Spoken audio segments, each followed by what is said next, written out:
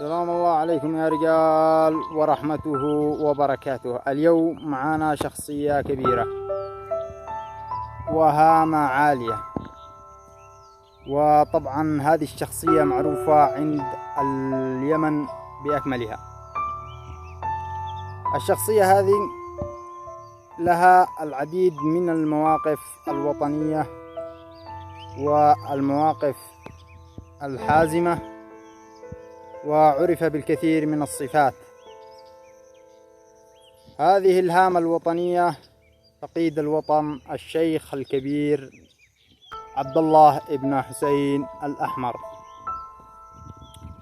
طبعا وهذه القصة سأسردها لكم كما أتتني من أحد الكبار ويعني شخص موثوق. هذه القصة حدثت عندما كان الشيخ عبد الله بن حسين الأحمر موكلا في أحد القضايا. طبعا هذه القضية يعني الموقف أصبح موقف عظيم وموقف مشرف وموقف فيه عبرة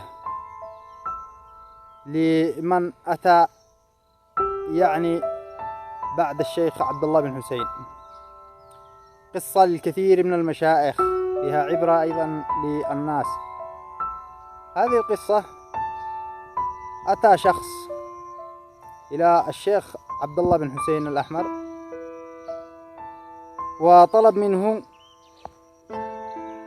يعني أن ينصفه في قضية أرض. الشيخ عبد الله بن حسين طبعا ما قصر، استمع للأخ لما أكمل القصة.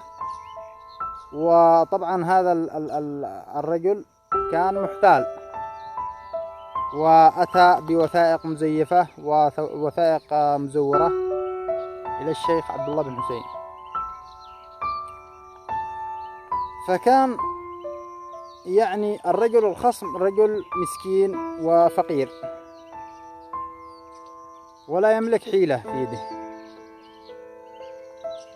طبعا الشيخ عبد الله بن حسين أخذ الموضوع من الرجل الذي أتى إلى عنده، اللي هو يعني الرجل المحتال، واطلع على الوثائق وشاف إن وثائق يعني صحيحة لأن مزورة بشكل ما تصور. هذه الوثائق تثبت أن قطعة الأرض لهذا الرجل المدعي، وأن الرجل المسكين هو المعتدي واللي أخذ على هذا الرجل اللي كان متغيب طبعا من فترة بالغربة. فكان يعني الشيخ عبد الله بن حسين أرسل 2 من جنوده إلى هذا الرجل المسكين وكلموا إنه القضية معه، وإنه أيضا حدد يوم للخروج إلى الموقع ليطلع. طبعا الشيخ كان هامة عالية، ما يحكم هكذا قبل ما يطلع على الموضوع بأكمله. هذه عبرة للمشايخ، عبرة لأصحاب السطو على الأراضي، عبرة لمن يعني يفزعون للمشتكي الأول دون النظر إلى الواقع والنظر إلى كلام يعني الشخص الآخر. فيعني الشيخ عبد الله بن حسين قرر انه يروح الى الموقع، وكان معه يعني الناس كلهم، وايضا الرجل الذي ادعى بهذا الموقع انه المسكين اخذوا عليه، الى ان ذهب الى ذلك الموضع. الرجل المسكين يعني حكيم وذو فطنة، يعني يقول لك أنا الآن ما معي أحد، وإن تكلمت ربما ما حدا يصدقني لأن أنا رجل مسكين ورجل ما معي معرفة فإلى أن أتى الشيخ عبد الله بن حسين سلم عليه: أهلا يا شيخ، يعني وترحب وكلامك مسموع إن شاء الله على الجميع إذا كان الحكم بما يرضي الله. فقال له الشيخ: تكلم بما عندك، هذا مدعي عليك إن أنت أخذت أرضه وإنك تمام. فالرجل المسكين لم يملك بيده حيلة، فقال للشيخ: يا شيخ أنا عندي طلب واحد، وإذا حققت لي هذا الطلب كلامك مسموع، وإن حكمت الحكم ضدي. قال له: يقبل هذا يقبل، يعني يقبل لي هذا الطلب وما حكمت به رقبتي سدادة. فقال له الشيخ عبد الله بن حسين: يعني طلبك مقبول مهما كان. وهذا الرجل قد جهز هو وزوجته إناء كبير، تمام، إناء كانوا يعني لا زال إلى الآن يأتي فيه سمن، الإناء هذا الكبير حق السمن. وعمل طين، تعرفوا الطين اللبن، عمل طين وعملوا إلى الإناء، ملى هذا الإناء بالطين، تمام، وضغط الطين، يعني ضغطوا لدرجة إنك ما تعرف تشيله، وأملأ هذا الإناء إلى درجة لا يستطيع أحد إلا ذو بنية قوية أن يعني يأخذ هذا الإناء. فقال للشيخ: أنت موافق على الطلب؟ قال له الشيخ: أنا موافق. طبعا راح هو الشيخ إلى مكان الإناء وقال له: يا شيخ لو سمحت احمل لي هذا الإناء من هذا المكان إلى ذلك المكان.